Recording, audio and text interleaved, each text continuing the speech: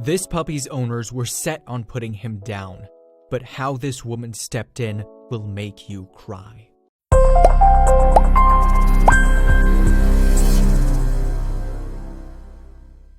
This little puppy's owners didn't think that they had a choice.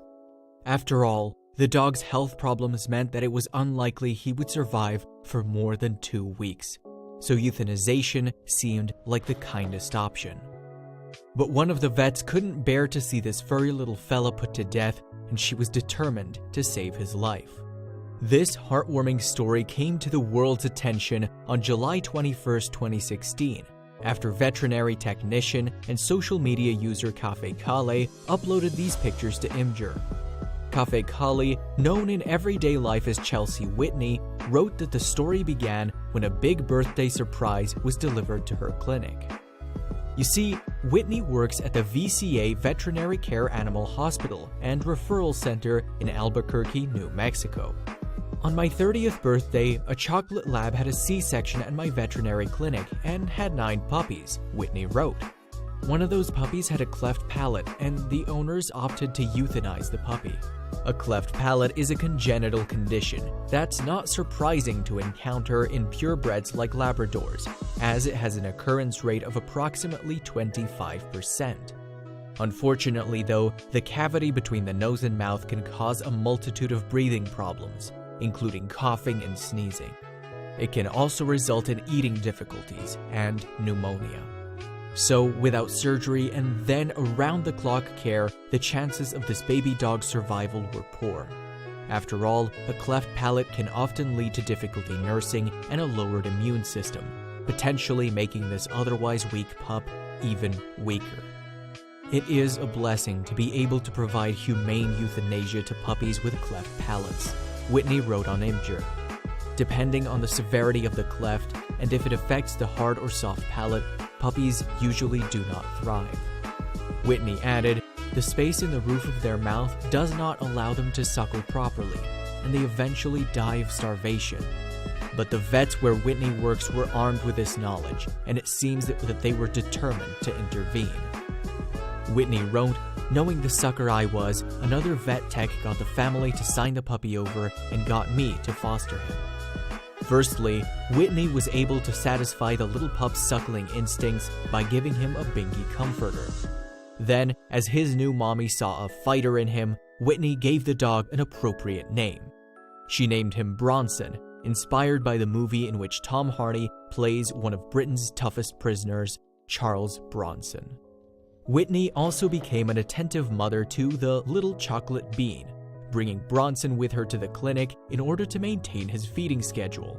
After all, the disabled pooch took his food every 2 hours by either tube or syringe. And as Bronson grew, he ditched the binky in exchange for suckling on Whitney's fingers. Whitney later described this activity as a true bonding experience. His mommy further had to play with him lots in order to keep him active because his cleft palate meant that he couldn't have chew toys. But what did Whitney's colleagues think? Bronson's cleft palate was a particularly bad one. It extended from his hard all the way to his soft palate, Whitney wrote. The surgeon I worked with was a little skeptical about my taking this type of genetic defect on, but also wanted to see how Bronson would do. The surgeon also kept tabs on Bronson's cleft palate to decide when was the best time for surgery. Still, the little Labrador got up to all kinds of mischief. In fact, Whitney was no match for the quick puppy, as he loved to put whatever he could in his mouth. Mind you, this obsession might have had something to do with him moving from his milk feeds to blended food. As he grew, it became a trial and error session of coming up with a perfect concoction of canned food that would go through the red tube easily, Whitney wrote. What's more, as Bronson's cleft palate became larger with age, it became more of a problem keeping things out of the inquisitive dog's mouth. I always had my hands in his mouth pulling everything out.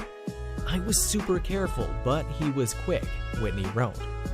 In fact, Bronson had been sedated 3 times to remove objects stuck in his cleft, and Whitney was now preparing to switch him to solid foods. Needless to say, then, Bronson's mommy was getting anxious for his corrective surgery. Even still, the surgeon didn't think that the puppy was ready. In the end, Bronson's surgery day came when he was nearly a year old. This was almost an end to him being a sheltered, highly energetic lab with sinus infections and bloody sneezing. Overall, he had done quite well, and most of the veterinarians were quite shocked that he did as well as he did, Whitney wrote. So, on Whitney's 31st birthday, it was surgery time for the chocolate bean, and his mommy was beside him for the operation. The surgeon explained to me as I watched that he was literally going to lift the skin from the right side, flip it to the left, tuck it, and suture it. But it was more complex than that, she wrote. Still, the plucky little pooch was a fighter like his namesake, and he came through the operation with flying colors.